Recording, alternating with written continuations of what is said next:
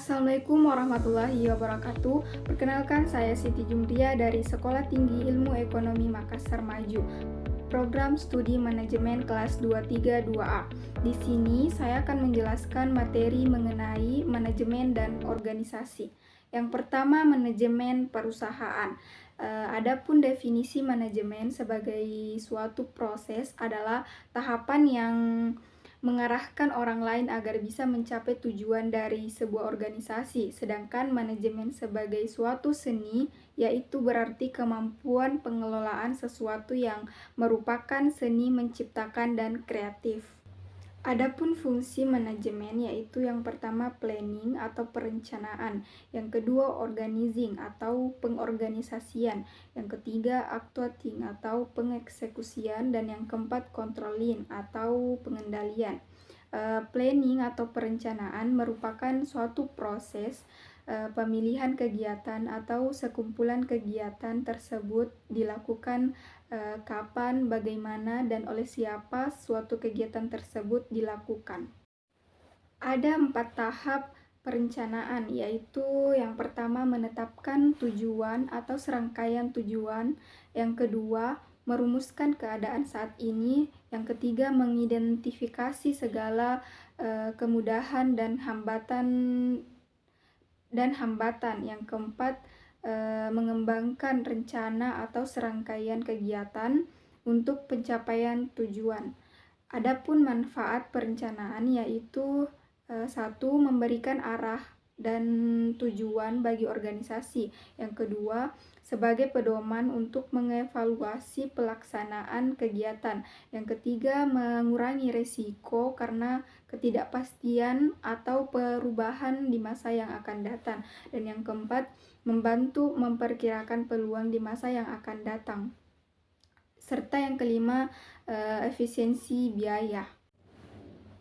Selanjutnya, organizing atau pengorganisasian merupakan suatu proses menciptakan hubungan antara berbagai fungsi personality dan faktor-faktor fisik agar semua pekerjaan yang dilakukan dapat bermanfaat serta terarah pada tujuan. Dan actuating atau pengeksekusian atau pengarahan adalah tindakan untuk mengusahakan agar semua anggota organisasi melakukan kegiatan yang sudah ditentukan ke arah tercapainya tujuan. Yang terakhir, controlling atau pengendalian merupakan aktivitas untuk mengoreksi adanya penyimpangan dari hasil yang telah dicapai dibandingkan dengan rencana kerja yang telah ditetapkan. 1. Hubungan antar peranan. A. Ada saling pengertian. B. Hubungan timbal balik. C. Aktivitas organisasi terjadi atas dasar adanya hubungan antar peranan. Yang kedua, komunikasi, yaitu bagaimana mereka saling berkomunikasi, kemudian seberapa akurat dan tepat waktunya. Dan C. Seharusnya proses ini efektif. D. Komunikasi adalah awal interaksi untuk memulai suatu proses organisasi. Komunikasi yang efektif menghasilkan interaksi yang produktif. Ketiga, pengendalian atau kontrol. Bagaimana perilaku anggota dikendalikan. B. Efektivitas hubungan pimpinan dan anggota. Yang C. Pengendalian meliputi kegiatan pemantauan dan pengenaan sanksi. Keempat, koordinasi, yaitu perhatian yang diberikan pada berbagai kegiatan diarahkan pada tujuan. B. Bertujuan mengurangi salah pengertian dan konflik antara orang-orang yang melakukan berbagai kegiatan. C. Pastikan bahwa semua bergerak ke arah tujuan yang sama. Proses organisasi yang kelima yaitu A. Bagaimana cara anggota baru diperkenalkan pada sistem. Kemudian mengenalkan cara-cara yang formal maupun informal, dan apakah proses ini dilakukan dan mencakup. Tanpa sosialisasi yang cukup, anggota baru akan lama menyesuaikan diri dengan organisasi. Yang keenam, supervisi. A. Kombinasi pengawasan dan pembinaan. B. Orientasinya pada perbaikan, bukan pada pemberian sanksi atau penghukuman. C.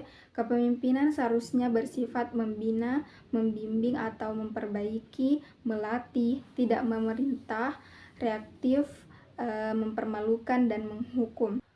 Materi yang terakhir yaitu manajer.